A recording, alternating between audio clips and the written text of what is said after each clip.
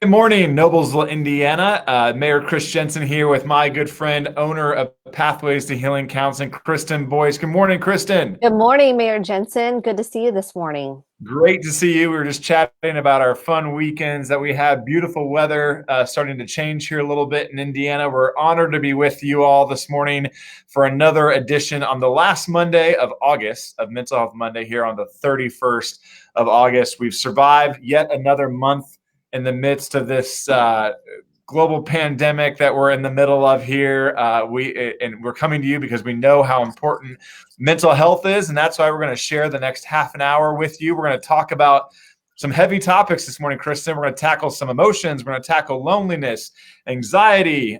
We know a lot of people are dealing with a whole combination of those, and even if you're not, take a few minutes to breathe with us, to talk with us about how you can handle it and maybe how you can help your friends, your neighbors, your kids, your relatives handle some of this stuff as well. So a few ground rules, not really any ground rules, but if you're joining us, we know that we actually have thousands of people every week that tune in either today or throughout the week. Say hi. I already saw my good friend Tim Witten, a pastor here in Noblesville, say hi. Good morning, Tim.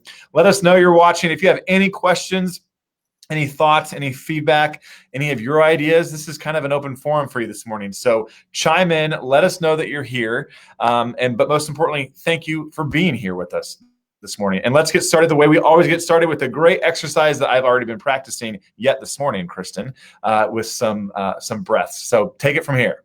So this is the number one tool that I teach with every client I work with. I practice it in my own life. We've been doing it every week since we started this in March together. And so I invite you to get comfortable in your chair and put your feet on the floor. We're going to call this what's called square breathing. So we inhale for 4 through our nose, we hold for 4, and then we slowly release out our mouth for 8. And I really invite you to drop those shoulders down on that exhale and get a really nice big inhale to get the full benefit of the breath. I invite you to do this every hour, 5 to 6 breaths an hour, or when you feel very activated, triggered by something, afraid, anxious, depressed. I really want you to do this for your nervous system. So let's practice together, feet on the floor, really pressing into your feet. You can do this anytime, anywhere, even when you're standing up. And so we're going to take a big inhale through your nose. Exhale slowly out your mouth.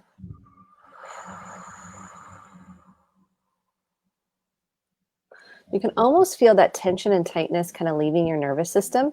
You might notice there might be some other sensations. That's okay. So take another deep breath in. Exhale.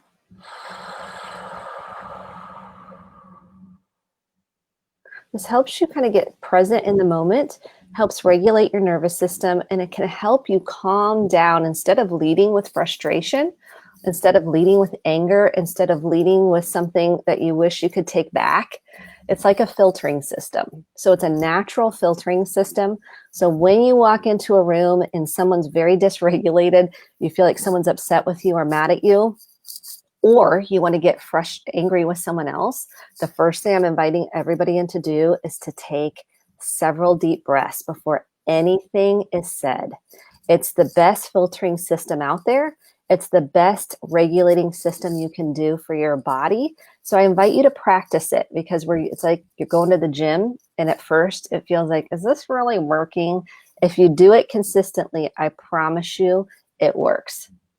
Well, and that's the first time I've heard you refer to it as a filtering system. And I think, Kristen, we can all agree that there's a lot of people, ourselves included, that could use a little filtering system. I think most of my staff watching is probably laughing, knowing that I could use a filtering system every once in a while. So that breath is great advice. I have to tell you, this past weekend, my 3-year-old, Hank the Tank, was throwing a typical 3-year-old tantrum. And I kind of did the whole lock your arms around him, try to restrain him. And my wife was laughing because I was trying to get him to cool the cookie in the midst of losing our mind. And I'm not sure I got anywhere, but we at least were trying to practice on it and chat about it.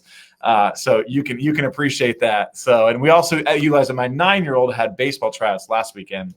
On the way there, we were doing some square breathing. So it's never too early to get them started, and at least talking about it in your own home And I talk to them the importance of why dad needs to square breathe every once in a while and use that filtering system. So just wanted to share some practical advice that I've been employing at our house. I love you for sharing that, because what I work with is a lot of times in our not to blame our childhoods, but we don't learn to regulate. Like we didn't see our parents kind of calm down before they reacted or before they responded to something.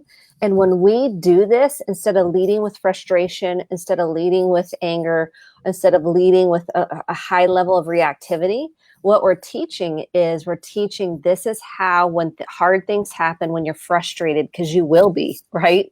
We don't want to pretend like people aren't going to be frustrated. And our kids definitely get frustrated. They don't have the words, they don't have the tools. So that first step in the parent breathing, what a gift.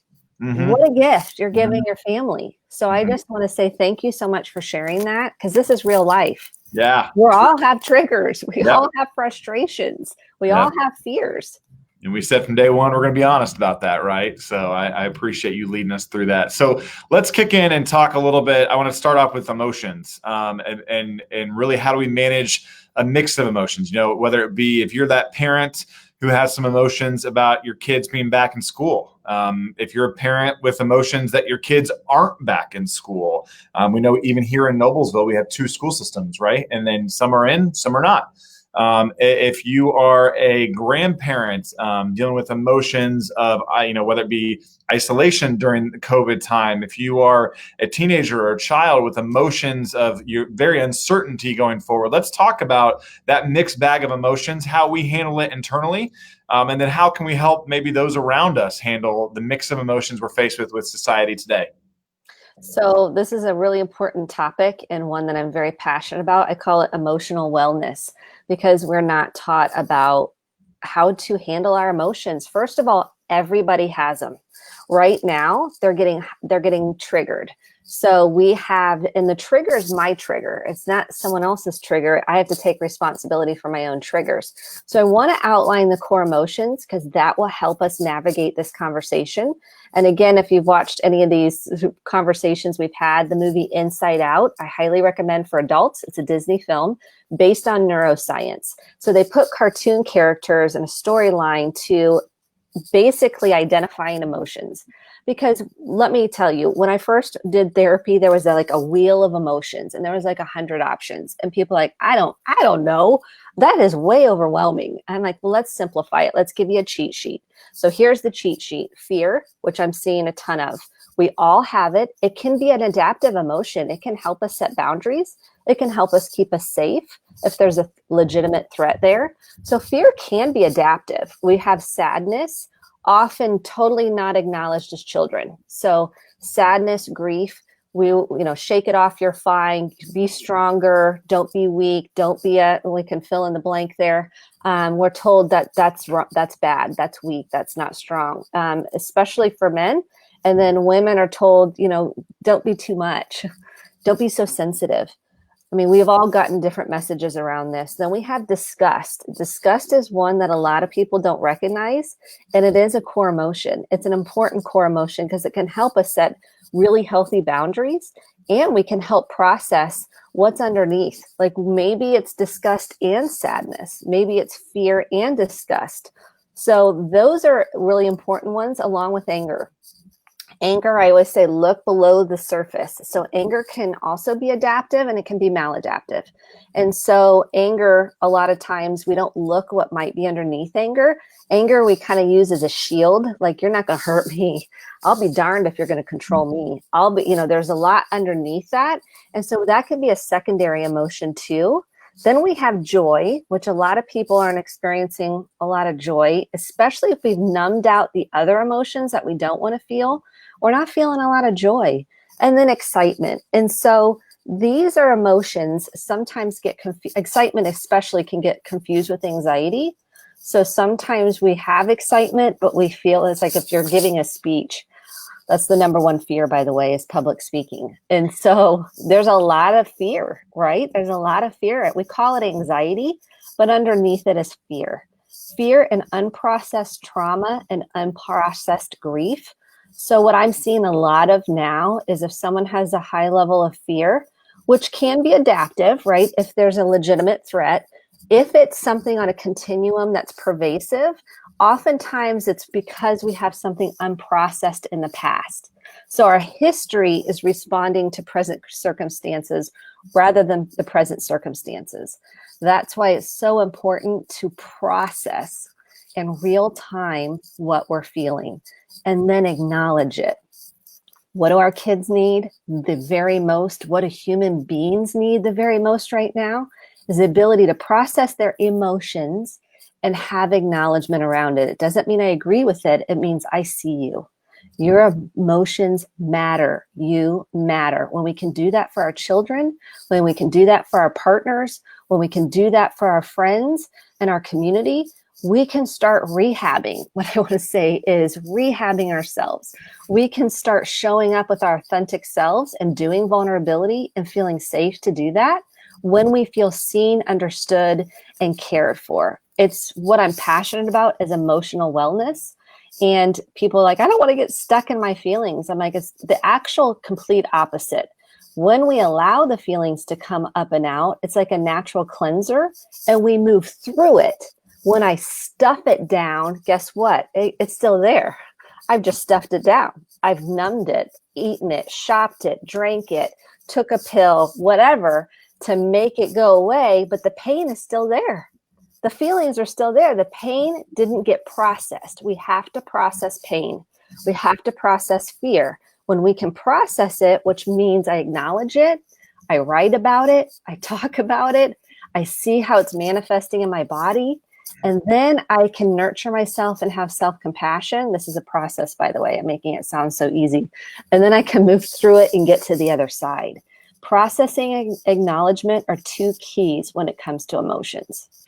So if I'm somebody who is struggling to maybe express my emotions, if I'm fearful, if I'm excited, if I'm anxious, maybe some basic tips, like step one, like a baby step for me, Kristen. If I'm struggling, but I need to get it out, because you just told me if not, I'm just suppressing it, right? I need to get it out, but I don't necessarily want to talk to somebody about it. You know, what would be some baby steps for me to take? Step one. Step one is you got to be aware. You got to be aware. So we got to name the feeling. So what is it you're feeling? Okay, I'm feeling afraid. Step two is you got to take a breath. So we got to tolerate that we have feelings, because a lot of times people don't tolerate it and they want to make it go away. Well, that's when they numb it and it's still there. We've just stunted ourselves. We pushed it down to the body. So one is naming the feeling. I gave you the cheat sheet. Two is breathing through it. Three is write it out to get it out. So people are like, I don't want to write. I'm like, the people that write or go to therapy or talk through it tend to heal much faster.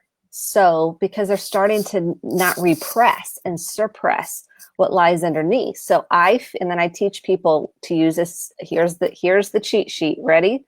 I feel sad because, write it down. I feel, insert core emotion. What I find people do is I feel like you never, blah, blah, blah. Well, that's a judgment and a statement. There is no feeling in there. So you have to name it. And then I'm going to communicate it with an I feel statement, and I'm going to own my feelings. So then the next part might be, because the story I'm making up is that if I'm communicating, let's say with a partner, that you don't really care about me. Okay. That's my story. Okay. So we have to own our own thoughts, feelings, and emotions. So we don't displace them on someone else and make someone else responsible for them. That's what I see a lot of people do with their kids.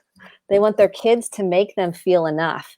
So if they do well in sports, they get the straight A's, they perform well in whatever, then the parent's like, okay, they feel good enough. And so when we work through our own shame of not feeling good enough, we don't put that on somebody else, whether that's a partner or kids, grandkids, it doesn't matter. So it's really an empowering process to identify what you feel, to breathe through it, to write it down. Also, movement helps, walking and kind of sitting with it and getting curious. So I love this word, curiosity. Curiosity leads to compassion. Curiosity leads to insight and empowerment. no judgment in it. Just stay curious. So if you feel sad, just be curious about it. Just be with it. Just stay curious. Curiosity is your friend. And oftentimes we're conditioned out of curiosity as a kid. We're not allowed to have our own thoughts, feelings, and opinions and voice those and speak truth. And I'm resurrecting that. Like, curiosity is your friend. Be curious with your emotions. Sit with them. I like that. There's your cheat sheet. There you go. Thank you. Like I said, I know there's probably some folks out there that know they feel a certain way, and are trying to figure out how to identify with that and how to, at least, like you said, move it forward. One of the things that stuck with me the most over these last several months is about how those emotions, those feelings, live in the body. And so I've thought about that a lot, of getting moving, if you can, to allow those emotions to work through the natural process. So thank you for that. Let's stick on, we talked a lot about communication and communicating with a spouse or with kids or with coworkers or employees or whatever that may be. Let's talk about communication and some tips for meaningful communication and how we can use communication to form stronger relationships. We're now, I think a lot of people would say, oh, COVID made my family closer. Because you had to be literally physically closer. But how do we take that maybe from our family to maybe our friends and neighbors? And how do we employ some great communication tactics to build stronger relationships with those around us? Yeah. So the first thing about communication is checking your own reactivity. So if you're in a defense response, the chances of you really listening to hear and to understand someone else's point of view, even if it's different than yours, is probably not going to happen.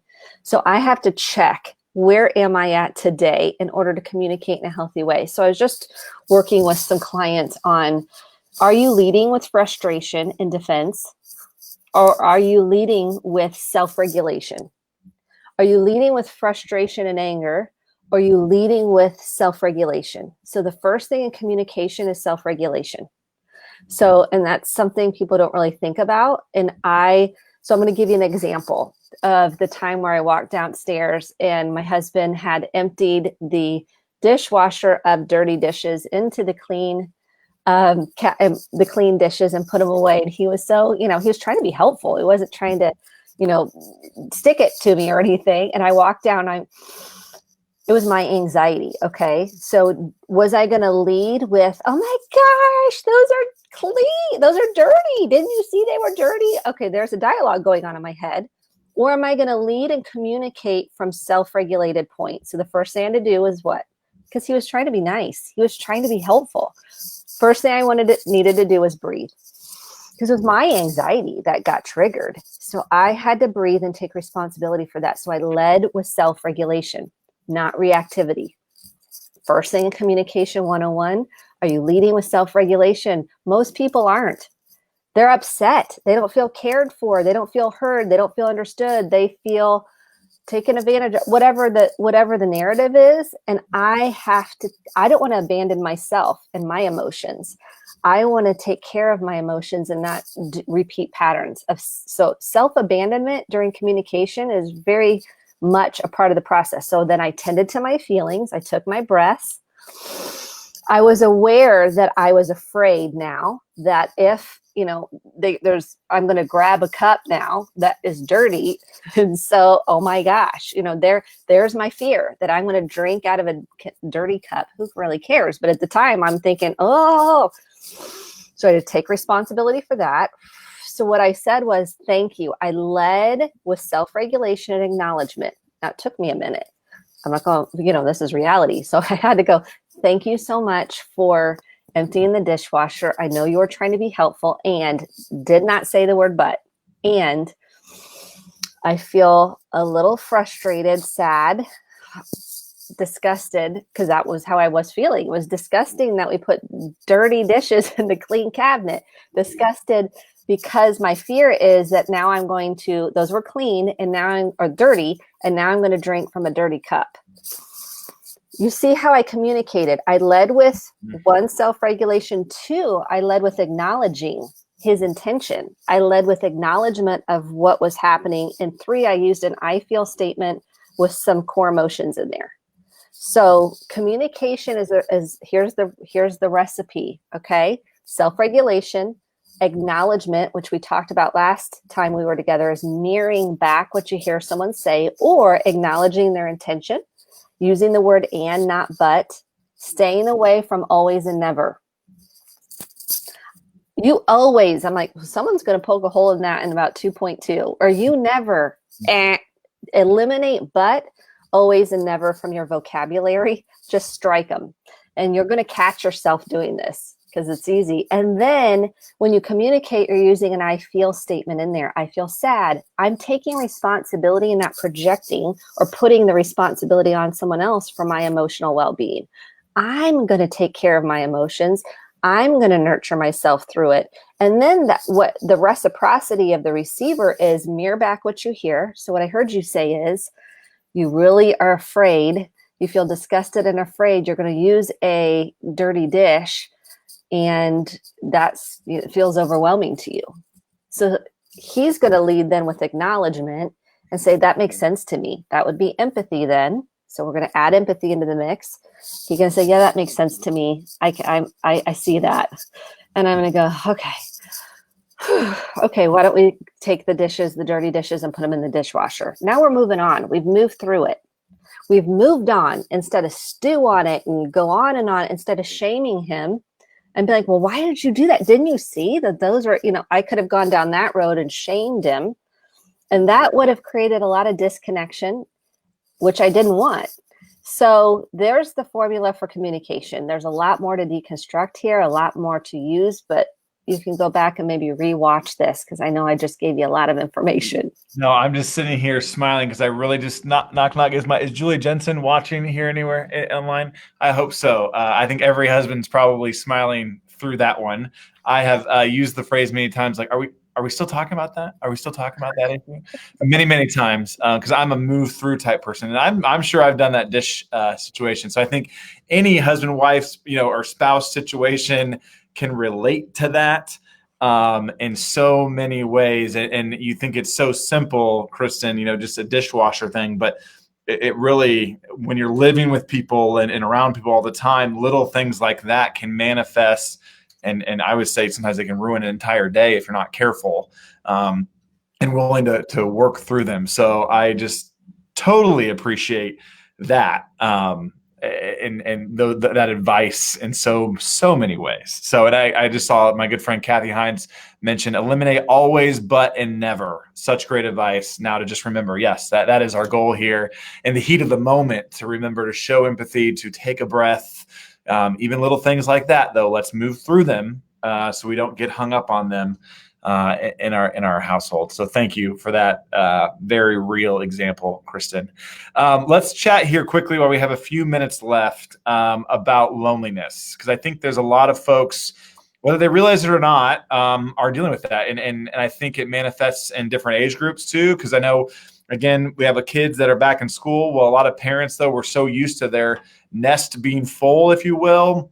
And while we may outwardly be excited for our kids to be back in school, maybe during the day, though, are dealing with some loneliness. I know there's grandparents, there's elderly in our community or that at-risk population that are really struggling right now with that feeling of loneliness and connection. So what can we speak at that for a little bit, Kristen? Yeah, I think everybody's going to have loneliness at some point in their life.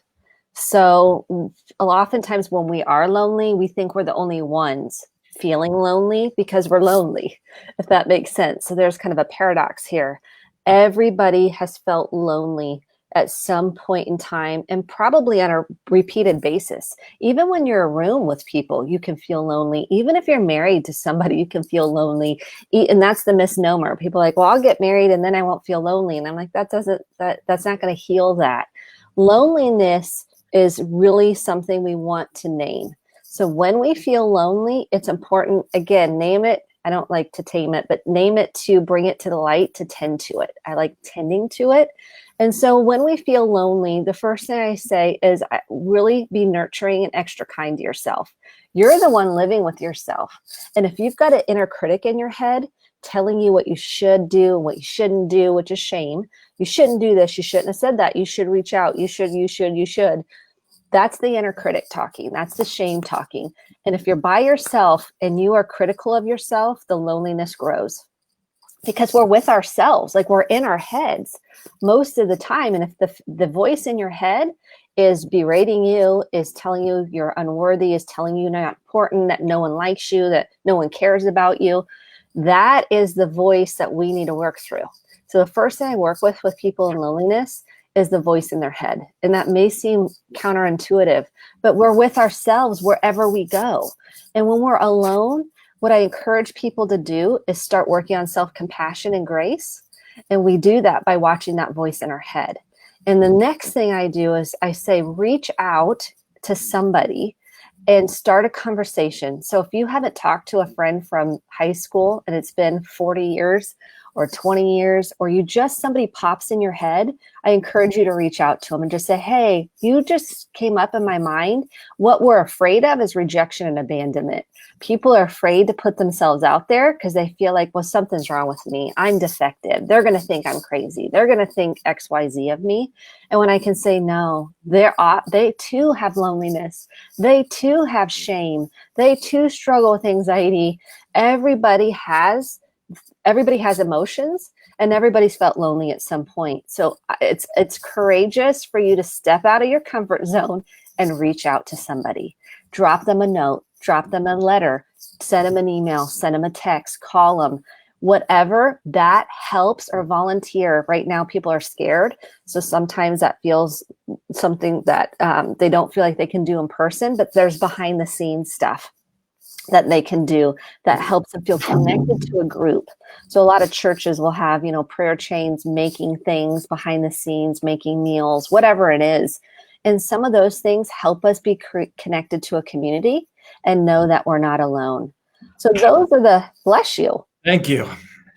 So those are some of the initial things. And I want to acknowledge that loneliness is a part of the journey. Mm-hmm. And oftentimes there's a lot of healing that can take place when we tend to the loneliness. It actually can be an invitation for us to really expand and evolve, because the truth is we all are going to feel lonely at times, and it's hard. Let's be honest, it's hard. And if we can be compassionate towards ourselves and others when they feel lonely, and we could say that out loud, I feel lonely, and we can go, oh yeah, I see that you feel lonely, and we can process it. What a beautiful thing, and offer empathy. And ask you, is there anything I can do? Is there anything you need? Wouldn't that be a beautiful conversation to start? That's why you doing these is a huge part of our community connection. And if our community can feel connected, that can help with loneliness. 100%. Before we wrap up, we had a good question from our friend Patricia, who listens to Mental Health Mondays a lot, which I appreciate. But she also mentioned that so many people could use more therapy, but don't necessarily feel like they can afford it. Are there resources for people who don't have insurance or dollars to provide them with care? Absolutely, there are. So my 3 recommendations are Indiana Wesleyan University has a graduate counseling program, and that's free to minimal cost. Christian Theological Seminary, CTS, has a graduate program free to minimal cost.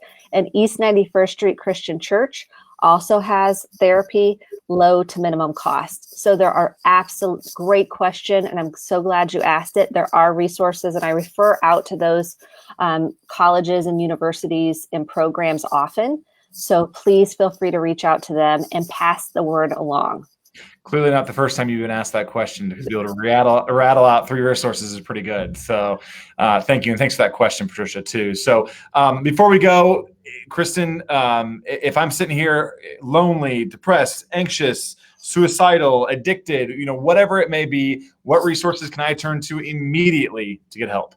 Please, if you're having any type of suicidal thoughts, ideation, you think the world is a better place without you, they're lies. It comes from a lot of unprocessed trauma. So you are worth it. And I recommend you call 1-800-273-8255 right now, 1-800-273-8255. They are trained to help you along and support you through this. Or text. If you don't want to talk, you can text CONNECT 741-741. That's 741-741. Please do not be shy about reaching out. You are worth it. You matter. Prevail if you're dealing with any kind of domestic abuse of any kind. It's here in Noblesville. The phone number is 24/7 317 776 3472. There also is Community North Hospital and St. Vincent Hospital and Fairbanks if you're struggling with any kind of addiction. Those are both all three of those are in Indianapolis. So know there are resources out there to help support you through hard times. Yep. And my good friend Janie Justice just posted the overdose Lifeline 211, another great resource that she's very passionate about, and a great resource for the community as well. So Kristen, I can't thank you enough. You're awesome.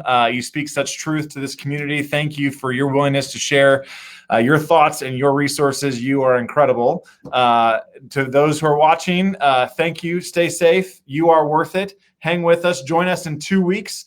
We'll be back here again with another edition of Mental Health Monday. But in the meantime, enjoy this beautiful weather. Get outside if you can. Move, enjoy the sunshine, and take care of yourself. So thanks again, Kristen. Thank you so much, Mayor Jensen.